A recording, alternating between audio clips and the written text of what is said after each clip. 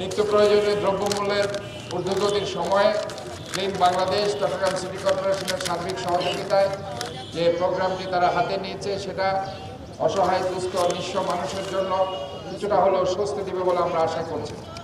আমরা সিটি কর্পোরেশনের এর মধ্যে আপনারা দেখেছেন বিভিন্ন ক্লিন বাংলাদেশ, বিদ্যানন্দ সহ অন্যান্য এনজিও সংস্থাগুলোকে, স্মাইল ফাউন্ডেশন সহ সবাইকে আমরা স্বাগত জানিয়েছি।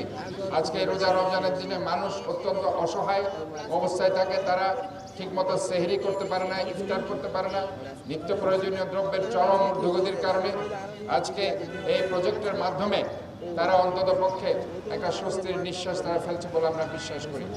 আমরা মনে করি যে জনগণের পাশে আমাদের থাকতে হবে এবং জনগণের পাশে থাকার জন্য চট্টগ্রাম সিটি কর্পোরেশন সবসময় অঙ্গীকারবদ্ধ এবং আমরা মনে করি এই সংস্থাগুলো ক্লিন বাংলাদেশ আজকে যেভাবে এগিয়ে এসেছে ঠিক একইভাবে চট্টগ্রামের অনেক ধনাঢ্য ব্যক্তি আছে, অনেক বিত্তবান ব্যক্তি আছে, আমরা তাদেরকে বলতে চাই তারাও যদি পার্সোনাল তাদের কোম্পানির ব্যানারে প্রত্যেকটা জায়গায় এইভাবে তারা যদি এই অসহায় দুস্থ মানুষের জন্য আজকে এই প্রোগ্রামটি করে প্লাস্টিক দিন, প্রয়োজনীয় নিত্য প্রয়োজনীয় দ্রব্য নিন, এটা করে হচ্ছে কি আমরা একটা আজকে যে একটা দূষণযুক্ত শহর ঢাকা শহর ওয়ার্ল্ডের সেকেন্ড র্যাঙ্কিংয়ে আজকে চলে গেছে দূষণের জন্য, বায়ু দূষণ, শব্দ দূষণের জন্য।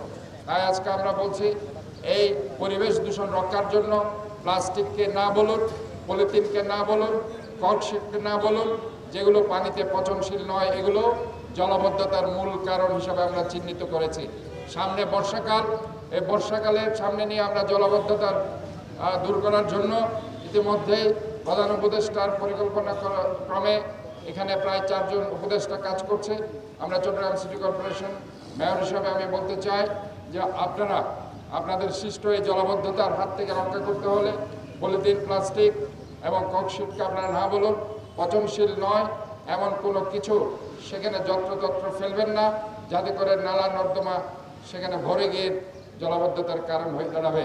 আমরা এখানে ডাস্টবিন দিয়েছি প্রত্যেকটা জায়গায়, সুনির্দিষ্ট জায়গায় আপনারা ময়লাগুলো ফেলবেন এবং প্লাস্টিক পলিথিনকে আপনারা সযত্নে রেখে দিন। সেগুলোর বিনিময়ে আপনারা আজকে চিরা পাচ্ছেন, আলু পাচ্ছেন, ছোলা পাচ্ছেন, ডিম পাচ্ছেন, খেজুর পাচ্ছেন, পেঁয়াজ পাচ্ছেন, মাছ পাচ্ছেন, মুরগি পাচ্ছেন, তেল পাচ্ছেন। কাজে এটা একটা বিশাল ব্যাপার। এই যে এই ধরনের একটা এক্সচেঞ্জ প্রোগ্রামস আমরা তাই আশা করছি যে প্রত্যেকটা জায়গায় তারা যদি আজকে করতে পারে বিত্তবানরা, তাহলে পরে সমাজের যে বৈষম্য আছে সেই বৈষম্য অনেক কমে আসবে, অসহায় দুস্থরা তারা স্বস্তির জায়গায় ফিরে আসবে বলে আমরা আশা করছি। ময়লা না ফেলে, সুনির্দিষ্ট জায়গায় ময়লা ফেলে এই সচেতনতা প্রত্যেকটি জায়গায় আমরা করার চেষ্টা করছি। আমি সবাইকে আন্তরিকভাবে ধন্যবাদ জানিয়ে বক্তব্য শেষ করছি। ক্লিন বাংলাদেশ জিন্দাবাদ। উৎসবের খুশি হবে নগদে বেশি, কারণ ঘন্টায় ঘন্টায় আছে গিফট জেতার সুযোগ।